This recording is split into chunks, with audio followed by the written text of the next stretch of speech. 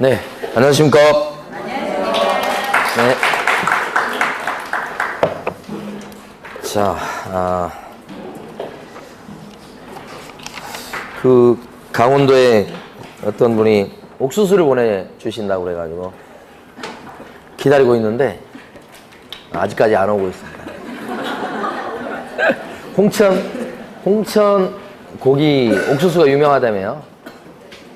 그래서 옥수수를 보냈다고 하는데 중간에 어디로 샜는지 지금 아직까지. 자, 지난주에 우리가 어디까지 했었냐면은 손해배상 책임 보장 여기까지 했었죠. 했었어요. 그 다음에 교재는 120페이지부터 할 차례입니다. 120페이지부터 계약금 등 반환채무 이행보장제도 거기서부터죠. 네. 자, 제도를 먼저 설명드립니다.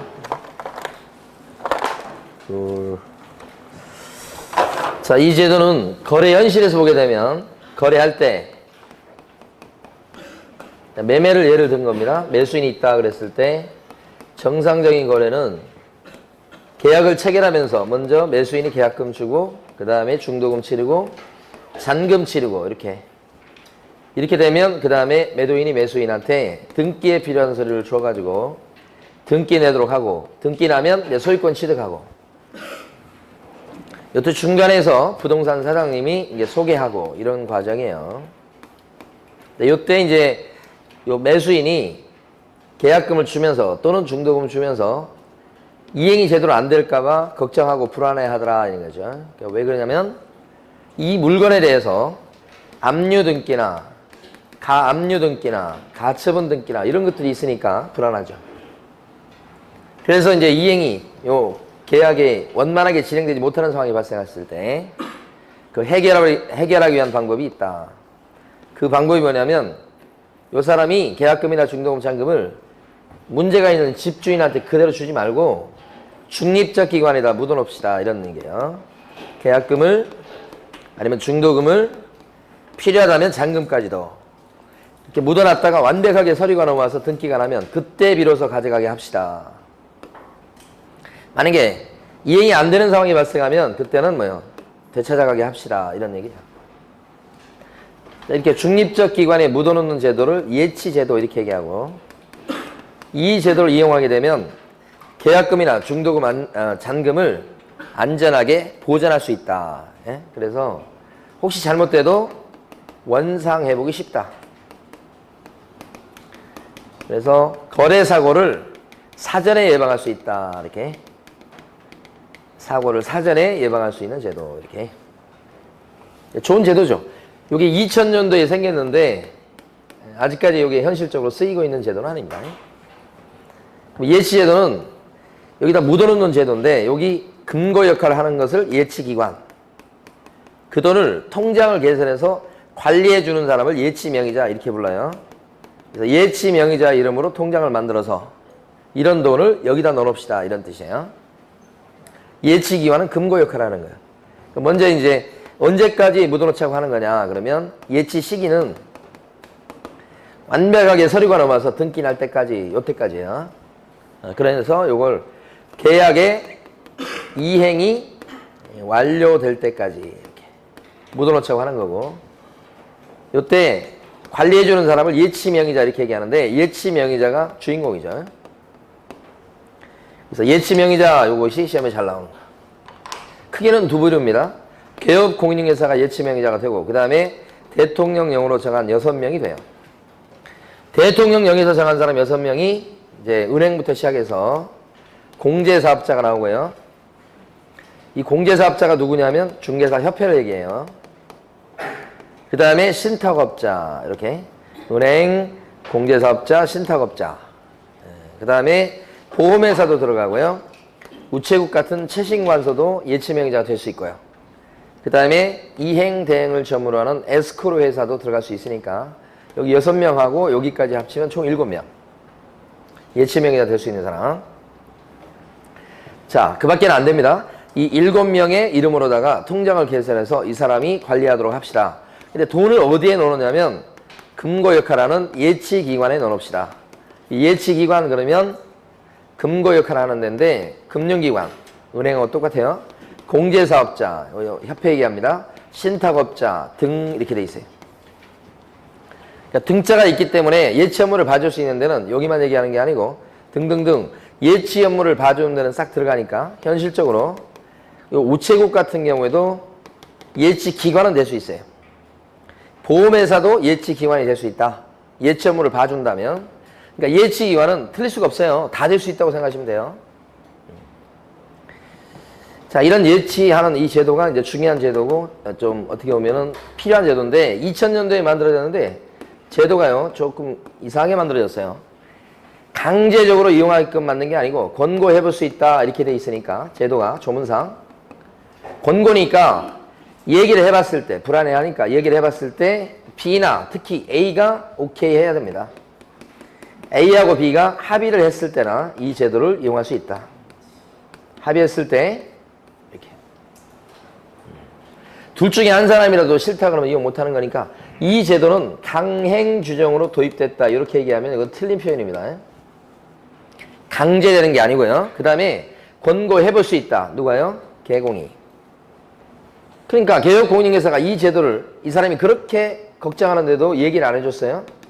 그랬다고 이 사람이 죄를 지은 거나 법을 위반한 거 아니에요. 개업공인중개사의 의무사항은 아니다. 이렇게.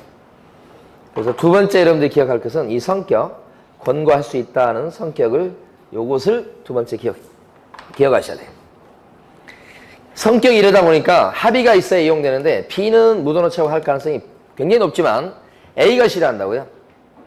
A는 이 집을 팔고 가만히 있는 게 아니고 보통 딴 데 가서 집을 사거나 전세였거나 그럴 텐데 그때 나중에 이걸 완벽히 서류가 넘어간 뒤에 그때 빼간다면 자기 돈 가지고 딴 데 가서 집 사면서 계약금이나 중도금을 자기 돈 가지고 치러야 된다는 불편함이 있다는 거예요.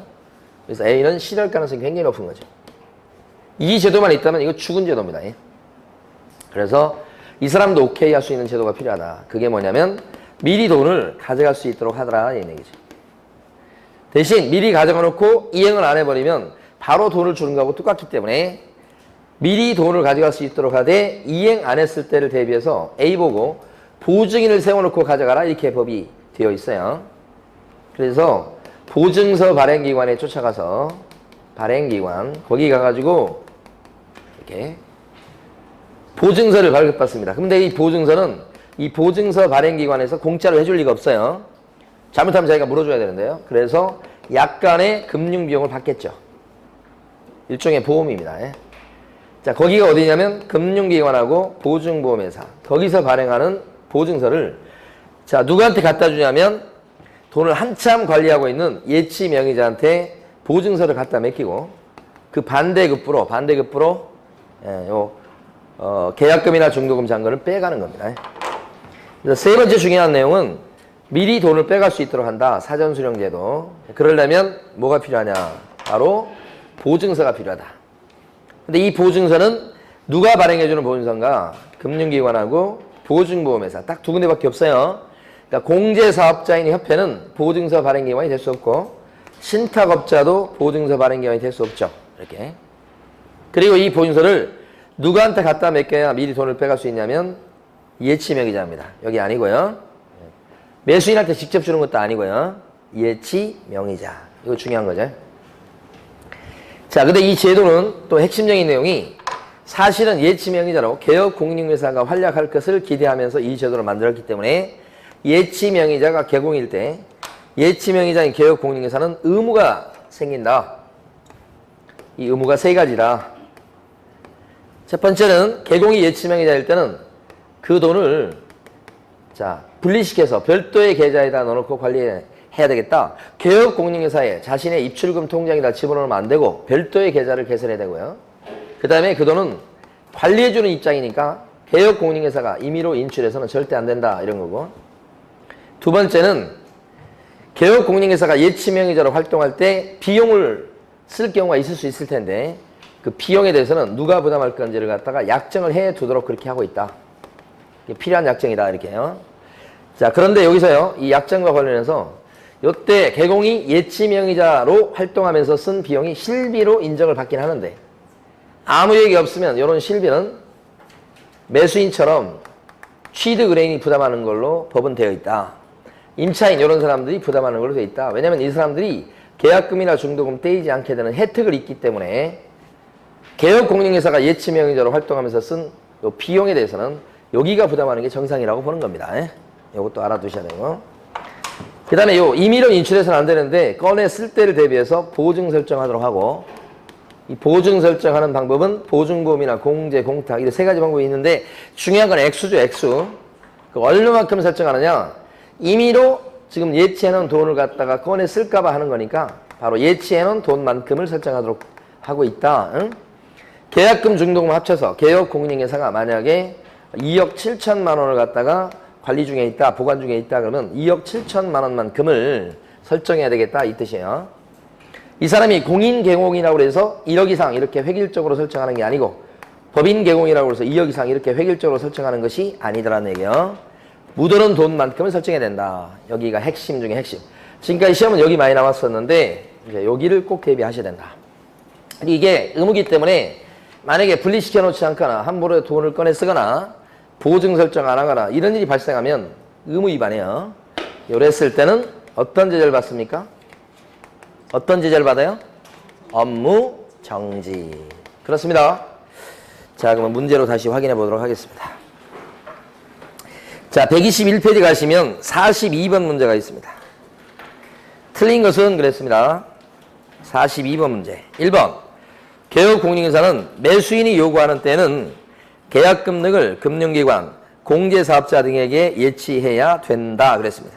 매수인이 요구만 하면 계약금을 갖다가 묻어놔야 됩니까? 아니죠. 합의가 있어야 이 제도를 이용할 수 있는 거죠. 매수인이 원한다고 해서 묻어놓을 수 있는 건 아니란 말이에요. 1번 X죠. 2번.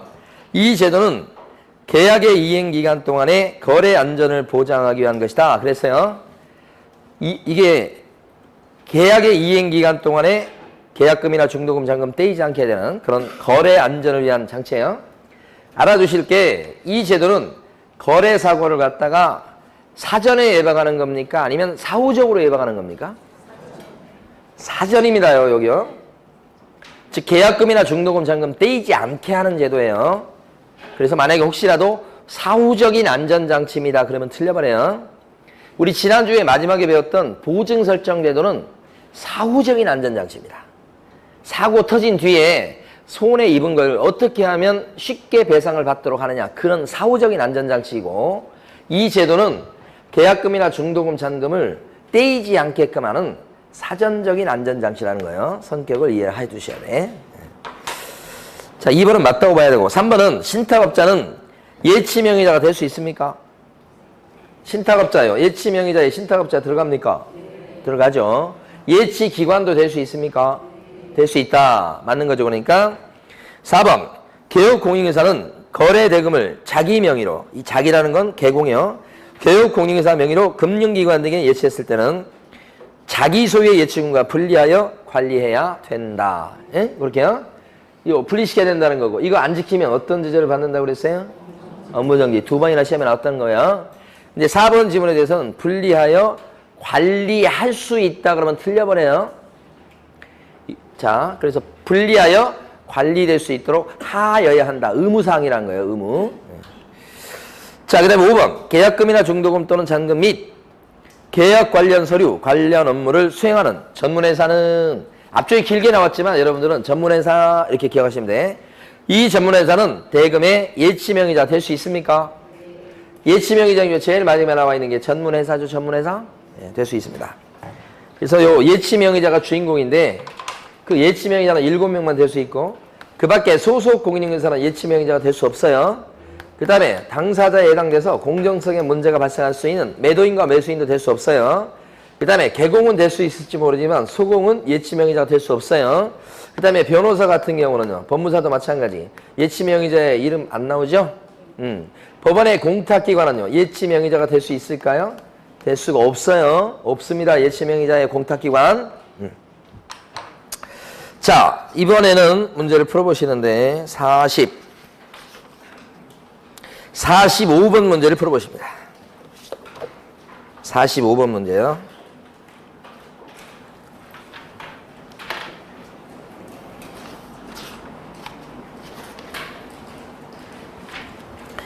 45번에요. 1번은 틀린 게 계약서 작성이 완료될 때까지 예치하도록 권고할 수 있다. 계약서 작성이 완료될 때까지가 아니고 시기는 언제죠? 이행이 완료될 때까지. 이것도 역시 2번이나 출제했던 겁니다. 2번 질문은 소속 공인중개사 명의로 할 수 있습니까? 소공은 예치명의자가 될 수 있어요? 없어요? 없습니다. 개공이 되는 거고. 자, 그 다음에 3번은 등록 취소 사유가 아니고 이거 위반하면 어떤 제재를 받습니까? 등록 취소가 아니고 업무정지라. 4번 질문은 채신관서는 예치명의자 될 수 있죠? 채신관서 예치명의자 맞습니다. 은공신 보채전 이렇게 기억하시고.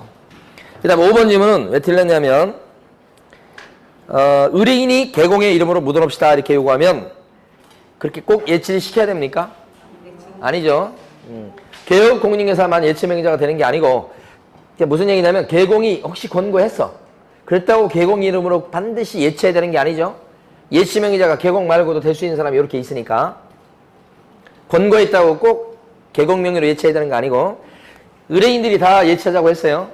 그랬다고 해서 꼭 개공 명의로 예치해야 되는 거 아니죠. 싫으면 안 맞는 겁니다. 돈을. 그런 사람 있잖아요. 근데 이제 이런 사람 이름으로 하면 되잖아요. 여기 이런 기관 명의로. 그래서 5번은 X. 자, 46번 풀어보시고.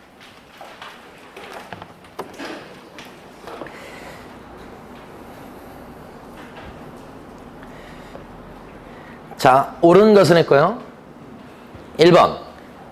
1번이 문제 지문이 잘 정신 차리고 봐야 됩니다. 개업 공인중개사는 예치된 계약금을 매수인의 예치금과 개공이 예치된 계약금을 매수인의 예치금과 분리하여 관리될 수 있도록 해야 된다. 분리시키죠, 지금. 여기만 적어놨죠. 근데 이 분리시키는 것은 누구의 통장하고 분리시키다는 얘기입니까? 개공이에요. 매수인이 아니고 뭐요? 개공. 그죠. 그래서 1번이 틀린 겁니다. 그래서 틀리긴 틀렸어요. 근데 이게 기발한 상상력입니다, 이게. 개공의 예치금과 분리시킨다. 그게 맞는 표현. 매수인이 아니고. 2번. 개업 공인중개사는 중도금이나 잔금을 예치하도록 당사자에게 권고할 수 있다. 반대말 쓰는 거예요. 출제하는 방법상. 있다 그러면 없다 그러고 없다 하면 있다 그러고 이렇게. 3번은 맞죠? 자, 개공이 예치명의일 때는 보증 설정해야 됩니다. 얼마만큼? 예치 금액만큼. 예치 금액을 뭐라고 하냐면 예치된 계약금 등에 해당하는 금액만큼이에요. 그걸 줄이면 예치 금액이에요. 예치 금액에 해당하는 금액만큼을 보증 설정하는 거고 방법은 3가지 맞습니다. 4번 은행에 예치하는데 소요된 실비는 이때 발생한 실비는 특별한 말이 없으면 누가 부담합니까? 매수인이죠. 매수인. 기출됐던 겁니다. 4번도. 5번 개업 공인중개사는 예치된 계약금을 당사자 동의 없이 인출할 수 없다. 없다를 있다로 쓴 거예요. 그냥. 그죠? 간단하게 출제한 겁니다. 그래서 맞는 것은 3번. 자, 47번을 풀어보시고.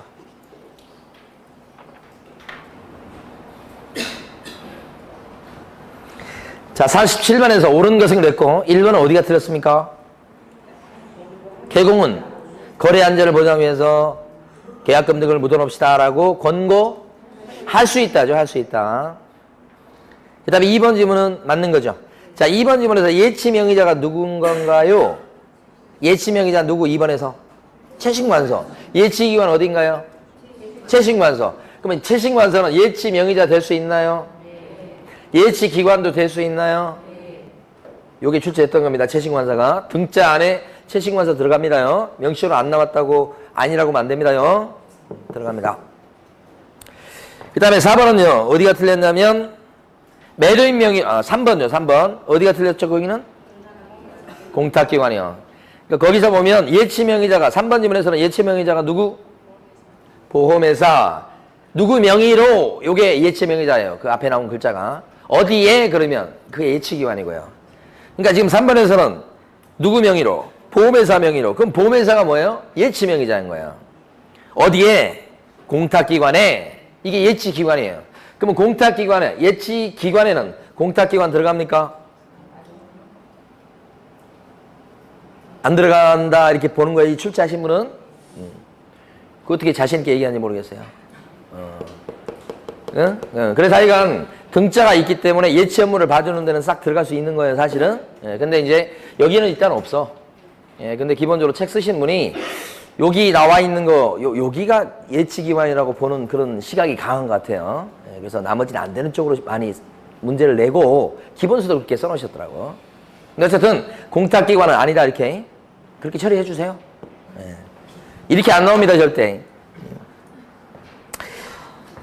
애매하기 때문에 그렇습니다. 그 다음에 4번은 계약금을 예치했을 때 요거 했고, 5번은요. 4번 안 했죠. 계약금을 예치했을 때 누구 이름으로? 매도인 명의로. 그러면 매도인은 예치 명의가 될 수 있습니까? 안 되는 거죠. 이건 이렇게 틀린 겁니다, 이거. 금융기관은 예치기관인 거고, 거기는 맞아요. 그러니까 예치기관은 거의 틀릴 수가 없어요. 지금까지 나온 거 기출문제 보면 전부 다 예치명의자를 틀리게 내서 냈죠. 왜냐면 예치명의자는 딱 7명으로 한정이 돼 있기 때문에 여기를 틀리게 내지. 이걸 틀리게 내진 않아요. 예? 5번 계약 체결일까지가 아니고 언제까지요? 이행이 완료될 때까지죠. 이렇게. 예. 다시 한번 당부 말씀드립니다. 우리 지금 수업 시간에 푼 지금 반환점 이행 보장에 대해서는 4문제를 풀었어요. 그 4문제만 풀어보시라고요. 풀어보시고 그 다음에 중요한 것은 이 4문제를 갖다가 여러 번 풀어보셔야 되는 거예요. 한두 번 풀어가지고 여러분 게 되질 않아요. 그러니까 예상문제 100문제가 있다. 이것을 막 5번, 10번 풀어서 이걸 갖다 통달하잖아요. 그리고 나면 어떤 현상이 벌어지냐면 어떤 문제집을 받든 간에 문제를 보면 받던 거다 그게 90% 이상이 되는 거예요. 이걸 통달하면. 근데 여기까지는 안 하시는 거예요. 그러니까 이거 보고 나서 또 딴 문제집 보면 다 새로워 다. 그래가지고는 이건 공부하는 게 아니에요. 실력이 안 올라가고 점수 안 올라가는 거예요. 한 가지를 갖다가 주업해가지고 득도의 경지에 올라가야 되는 거예요. 그러면 그 다음부터는요 다 똑같아요. 제 눈에는 다 똑같은데 여러분 눈에는 다 다른 것처럼 보이는 거예요. 저는 이거 얼마나 풀었겠어요? 수천 번을 풀었을 거예요. 그러니까 여기서 봤던 거 여기 또 나오고 다 기억나. 여기 봤던 거 여기 또 나오고 그래서 똑같다고 보는 거예요. 95% 이상 똑같아요. 그래서 요즘도 중개사법이 제일 점수가 안 나와요. 그러신 분들이 가끔씩 있어. 왜 점수가 안 나오느냐? 공부 안 해서 안 나온 거예요. 중개사법이 공부 분량이 제일 적어. 그러니까 중개사법만 해가지고 점수 올리겠다고 생각하면 얼마든지 올릴 수 있는 그런 여지가 있고요. 시간도 오래 걸리지 않아요. 여러 번 풀어야 돼. 여러 번. 한 번 풀어갖고는 아무것도 아니에요. 안 푼 거하고 똑같아. 한 번 풀어갖고는. 그 다음에 또요. 내용을 갖다가 아주 찬찬히 꼼꼼히 그렇게 읽었다고 해서 점수가 올라가는 게 절대 아니라고 말씀드렸어요. 다른 과목은 본질적으로 틀려요. 문제를 내용 읽어보면요. 꼼꼼히 다 읽어보면 다 아는 거예요. 모르는 거 있던가요? 여러분 갖고 있는 요약집이나 이거 한번 쭉 보세요. 모르는 게 있다냐고. 읽으면 다 아는 거예요. 근데 왜 시험 보면 점수가 70점밖에 안 나와? 어?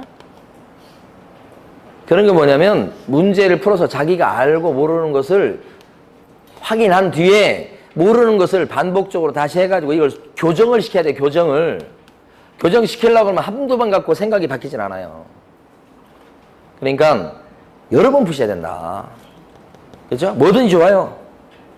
한 100문제나 200문제 정도 그거 된 걸 갖다가 여러 번 반복해서 풀면 다 똑같아. 네. 그래서 4문제. 나머지 문제들은 푸시면 지금 여기 나와 있는 이론적인 내용들이 흐트러져요. 그래서 지문이 이상한 게 많거든요. 절대 풀라고 하지 마세요. 자, 이번에는요. 금쟁이로 갑니다.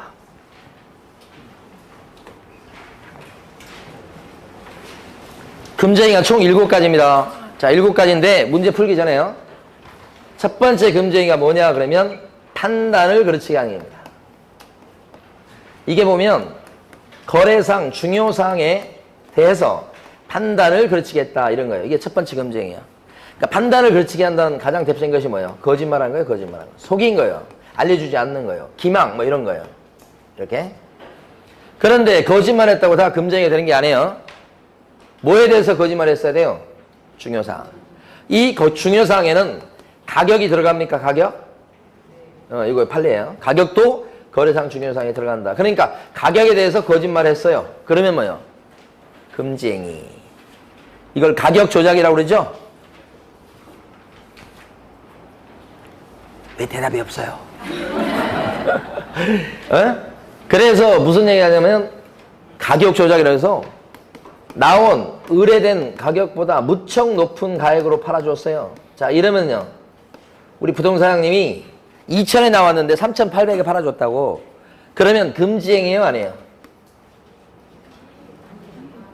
무척 2천에 나왔는데 3,800에 팔아줬다니까?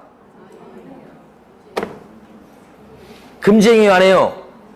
여러분이 파는 사람이요. 그리고 2천 땅을 부동산 사장님 제가 3,800에 팔아줬어. 여러분은 좋겠지. 산 사람은 어떤 바보예요, 이거? 산 사람이 피해를 입었잖아요. 부동산 중개하신 분은 올 시장에서 형성되는 정당한 가격으로 거래되게끔 소개시키는 게 본연의 업무요. 2천짜리를 3,800에 팔아줬는데 금쟁이 아니에요? 이게 어떤 상식이에요, 이게? 어? 아, 그러면 여러분들이 매수인이 돼봐, 매수인이. 가만 안 있을걸? 봐. 그게, 그러면 누구한테 쫓아가겠어요, 여러분들은? 부동산 사장님한테 쫓아갈 거 아니에요? 이게 이 땅을 어떻게 2천밖에 안 되는 땅을 3,800에 사게 만들었냐고 할 거 아니에요? 그러면 부동산 사장님은 이렇게 팔아줬을 때는 금쟁이지, 이게 왜 아니에요? 이런 대답은 제가 처음 들어요, 지금. 처음 들어요, 진짜로. 강의하면서도 처음 들어. 근데 다소 비싼 가격으로 팔아줬다고 좀 비싸게 금지 행위해요, 안 해요? 아니, 이제 정신 차렸어요, 이제. 응? 이렇게 쉽지 않다고 무척 높은 가격으로 그러면 이건 금쟁이. 좀 비싼 정도는. 부동산 가격이 정찰제 가격이 아니잖아요. 조금 비싸면 조금 싸. 그 정도는 봐주고 넘어가는데 너무 차이 나면 안 된다는 뜻. 응? 자, 두 번째. 두 번째 금쟁이는 뭐가 있냐면 중개보수나 실비 같은 게 있을 수 있는데 이 중개보수나 실비는 법정 한도가 있어요, 여러분. 법정 상한선이 있다고. 그러니까 요걸 갖다가 법정 상한선을 초과해서 금품을 받아버리게 되면 초과 보수가 돼서 걸려요. 이게 금쟁이가 돼요. 그러니까 복비를 많이 받으면 걸린다 이 뜻이요. 그러면 부동산 사장님이 하는 활동 중에 보면 분양대행이라고 있어. 분양대행. 이 분양대행은 중개예요, 아니에요? 그렇지. 대행이니까 중개 아니지. 중개 그러면 알선이 중개지. 그럼 분양대행료는 복비예요, 아니에요? 아니어서 요게 없어요. 그러니까 분양대행료를 얼마 챙기든 금쟁이가 안 된다. 이거고. 또요. 부동산 사장님이 소개시키는 것 중에 영업권이 있어요. 이 영업권 사고 팔 수 있습니까? 네. 그것을 권리, 양도, 양수 계약이라고 하고 또는 상가금을 임대차 보호법에 나오는 표현을 하면 권리금 계약이라고 해요. 그것을 갖다가 체결하게끔 도와주었어요. 이 활동은 중개입니까? 아닙니까? 왜? 영업권이 중개 대상물에 안 들어가죠? 그러니까 아무리 계약 체결을 알선해 봤자 중개 활동이 아니고 중개 활동이 아니기 때문에 법정 상한선이 없잖아요, 이게. 따라서 이렇게 해주고 권리금의 10%를 용역 수수료로 챙겼다. 그래도 금쟁이가 되지 않아요. 그렇죠. 시험에 참 잘 나온 판례들. 네. 그 다음에 법정 한도를 초과해서 받았을 때 금쟁이가 되는데 받아야 금쟁이. 근데 초과 여부를 따질 때는 자, 중개보수 명목으로 받은 것만 가지고 따지는 게 아니고 다른 명목으로 챙긴 돈도 다 합산해서 초과 여부를 가린다 이 말입니다. 합산한다, 요게 두 번째 포인트. 그러니까 중개보수 명목으로 받은 거 플러스 그 다음에 사례비나 그 다음에 수고비 명목으로 챙겼다. 그래도 이거 어떻게 되는 거야? 전부 다 더한다고요. 그러니까 만약에 이 물건을 중개했을 때 받을 수 있는 중개보수의 법정 한도가 이 물건 알선했을 때 법정 한도가 100만 원이에요. 그런데 이 사람이 중개보수를 100만 원 받고 그 다음에 사례비로 광고비로 200을 더 챙겼어. 이 사람은요 금쟁이를 저지른 거 맞습니까? 네. 맞다 이렇게 하는 거죠.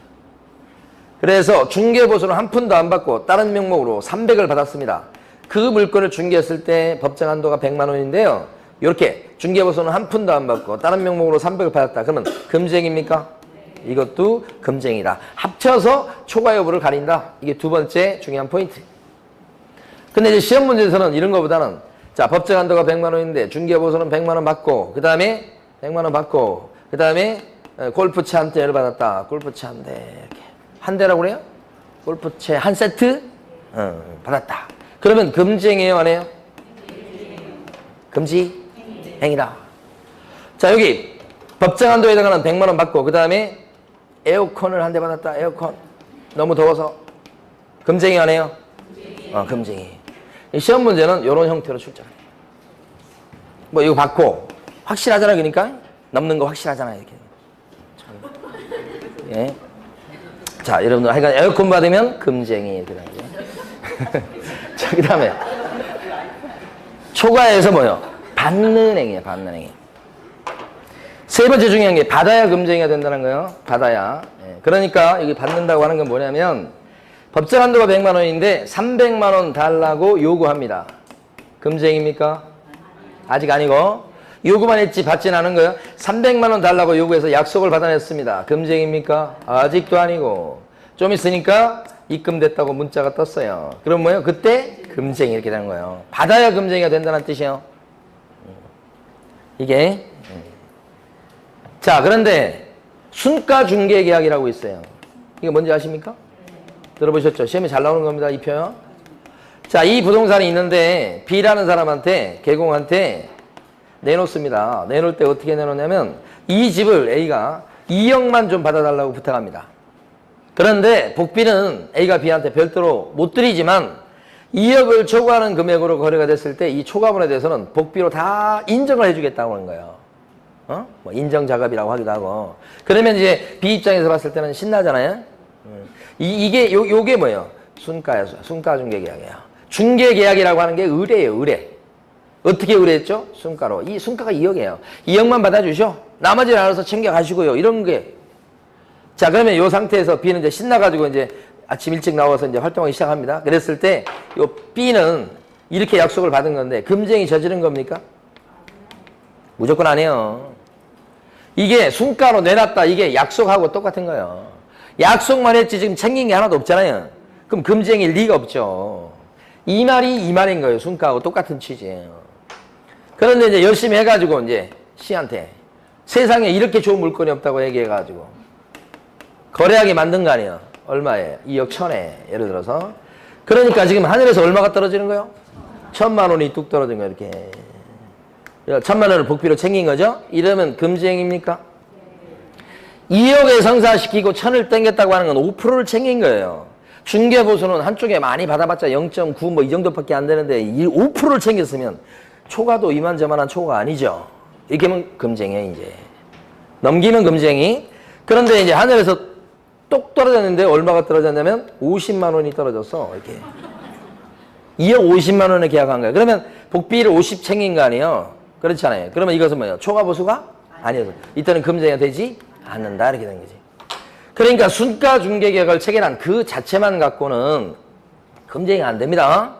현실적으로 얼마를 챙겼냐에 따라서 금지행위가 될 수도 있고 안 될 수도 있다. 이게 뭐예요? 순가중개계약. 자, 마지막 하나 더. 당좌수표요. 법정 한도가 100만 원인데 액면가가 300만 원짜리 당좌수표를 받은 거예요. 액면가가 300만 원짜리야. 그런데 나중에 이게 은행 가서 지급 청구했더니 은행에서 어떻게 지급 거절이 됐어요. 부도가 났죠. 이랬을 때 금지행위 저지른 겁니까? 부도 났는데 그래서 한 푼도 못 챙겼는데 그래도 금지행위다 이렇게 보는 거예요. 부도 나도 금지행위. 액면가가 법정 한도를 넘어갔으면 벌써 뭐예요? 이 상태에서 이미 금지행위. 돌려줬거나 또는 부도 났어도 금지행위인 것은 변함이 없다. 이거 보잖아요. 이게 내용이 좀 많아. 자, 세 번째는요. 중개 대상 물건에 대한 매매업 이렇게. 이게 금지행위야. 중개 대상 물건 그러면 5개죠. 토지부터 건물, 임모, 광업지다. 그걸 어떻게 했을 때요? 사고팔고 반복적으로 했을 때 금지행위죠. 그러니까 만약에 여러분들이 부동산 사장님인데 돈이 많아서 상가 임대 사업을 합니다. 자, 금지행위입니까? 금지행위 아니죠. 상가는 중개 대상물에 들어가지만 임대업은요. 하지 말라는 짓은 아니죠. 금지행위 안 되는 겁니다. 만약에 중고 자동차가 있습니다. 이 사장님이 중고 자동차에 대해서 안목이 좀 있어요. 그래서 중고 자동차를 샀다 팔고 이렇게 하면서 돈을 벌고 있어요. 부동산 사장님인데 금지행위입니까? 아닌 것이 중고자동차는 중개상물에 안 들어가서 매매를 했을지라도 걸리지 않죠? 만약에 아파트 분양권이 있어요. 이거 맞추는 거 봐야죠. 아파트 분양권이다 그랬을 때 부동산 사장님이 아파트 분양권을 샀다 팔고 반복적으로 하고 있어요. 금지입니까? 어떻습니까? 아파트 분양권은 중개대상물에 들어가나요? 이거 장래 건물이잖아요. 중개상물에 들어가잖아요. 건물이잖아요. 건물, 장래 건물. 그 매매업을 했으니까요. 금쟁입니까? 금쟁이잖아요, 이게. 금쟁이 맞죠? 자, 네 번째 금쟁이. 네 번째 금쟁이는 증서 얘기입니다. 증서. 근데 이 증서가 뭐냐? 금지 증서예요. 금지 증서. 뭘 금지시켜놨는가? 양도를 금지시켜놨다. 알선을 금지시켜놨다. 이렇게 돼요. 이렇게 금지 증서. 못 팔아먹게 돼 있는 증서예요. 못 팔게 돼 있으니까 이런 증서에 대해서 중개를 하면 되겠어요? 안 되겠어요? 안 돼요. 안 되는 거지. 못 팔게 되는 증서니까 이게 뭔지 몰라도 이것을 사타 팔고 반복적으로 하면 그것도 안 되겠죠? 한 번 파는 게 안 되는데요. 이런 증서에 들어가는 게 뭐가 있습니까? 대표적으로 그죠? 청약 통장이나 철거민 입주권 같은 딱지 이런 것들이 금지 증서에 들어가죠. 실소유자한테 혜택이 돌아가도록 하는 그런 증서들이 되나서 이런 것들은요 양도를 금지시켜놨어요. 그러니까 이런 통장 같은 걸 팔아주면 금쟁입니다. 이런 딱지 같은 거 팔아주거나 또는 딱지를 자기가 샀다 팔고 그거 다 금쟁이 들어가는 겁니다. 그런데 이런 양도 금지 증서에 아파트 분양권 들어갑니까?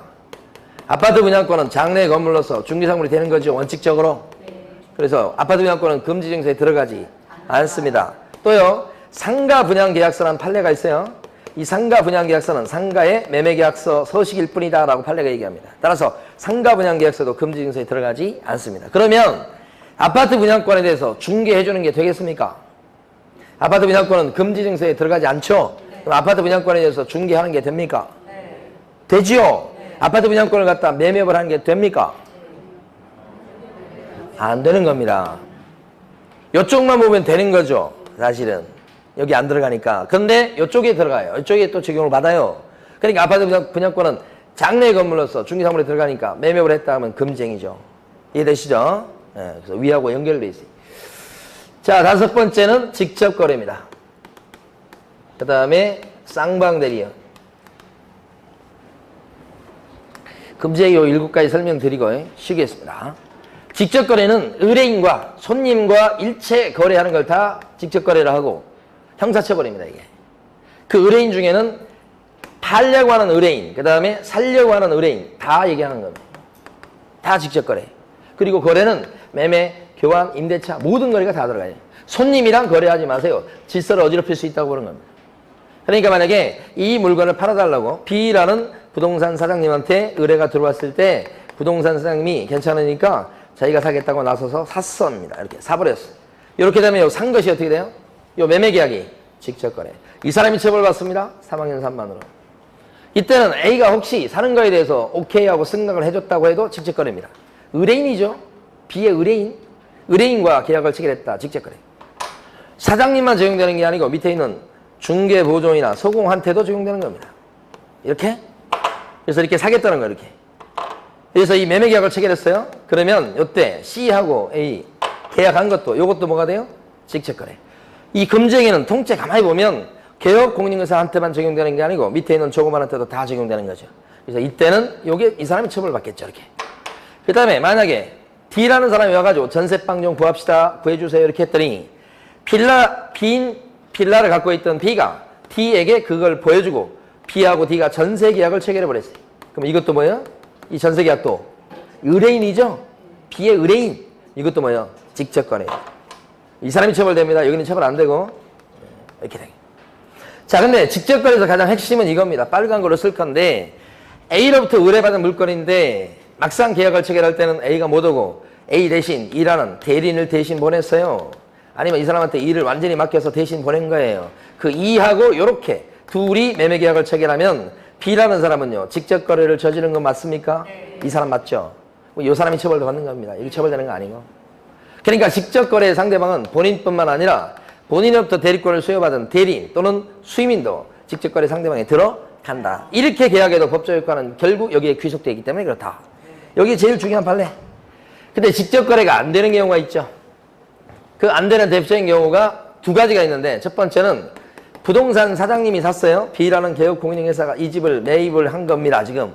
근데 이렇게 의뢰받은 게 아니고 사실은 A는 C라는 다른 부동산 사장님한테 이렇게 의뢰가 들어가서 그 다른 부동산 사장님이 이렇게 소개시켜서 이 부동산 사장님이 산 거예요. 그랬을 때는 A가 B의 의뢰인이 아니에요.